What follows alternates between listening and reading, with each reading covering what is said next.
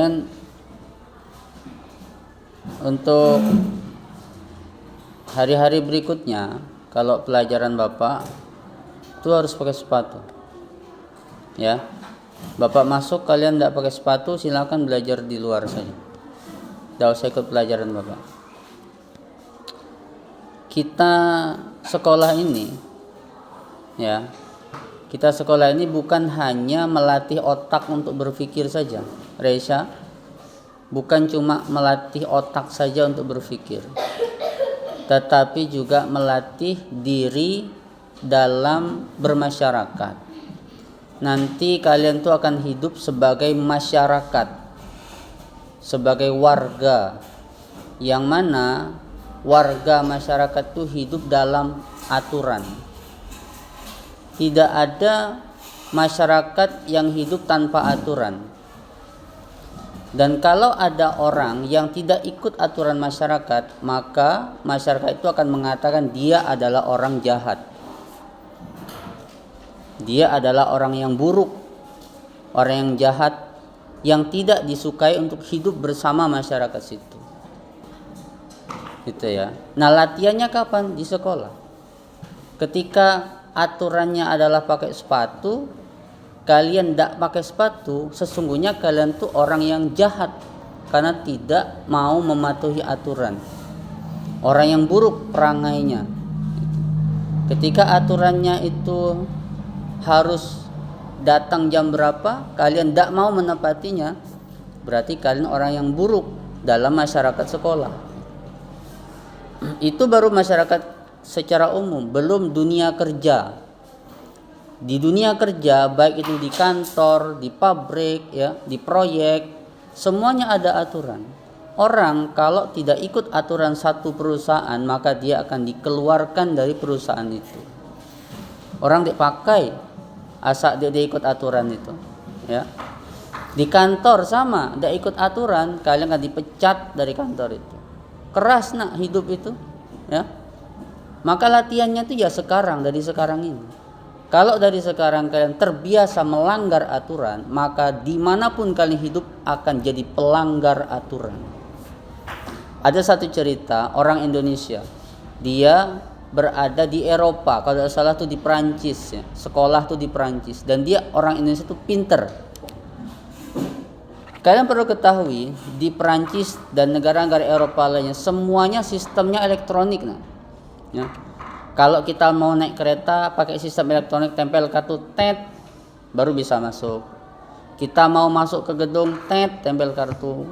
Masuk ke rumah tempel kartu tet, itulah pembayarannya. Kalau tidak tempel kartu maka kita tidak bisa kemana-mana. Ya. Nah, mungkin sekarang sudah berubah pakai barcode segala macam lah, ya. Tapi dulu itu sebagai orang yang pinter, maka dia mengakali. Ketika dia kuliah, dia akali sistemnya itu. Sistem yang berlaku diakali.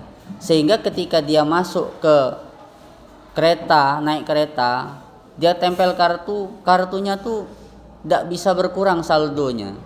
Misalkan dia isi kartu 100.000, sekali naik kereta maka harus bayar 10.000. Dia hack, dia akali itu kartunya, dimasukkan tet, bisa masuk, tapi uang 100.000-nya tidak berkurang, tetap 100.000. Ngakal di sana, di Perancis atau negara lain di Eropa.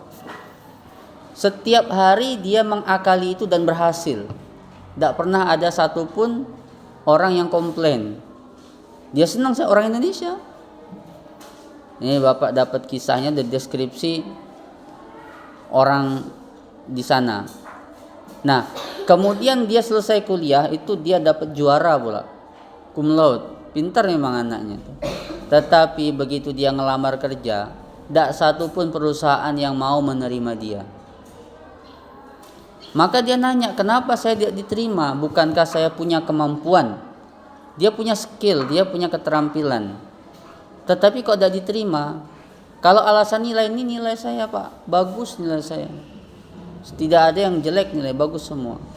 Maka bos perusahaan atau HRD-nya tuh yang tukang ngurusi masalah pegawai, dia bilang, Anda tercatat sebagai penipu. Kenapa? Karena setiap Anda naik kereta, kan Anda tipu itu sistemnya sehingga duit Anda tidak berkurang. Tetap saja nilainya 100.000 itu tidak berkurang. Dan itu tercatat dalam catatan negara ini. Dalam sistem kereta api tercatat ini pernah ngakal nama orang nih. Ini pernah ngakal di sini, ada namanya, identitasnya tahu semua, ya.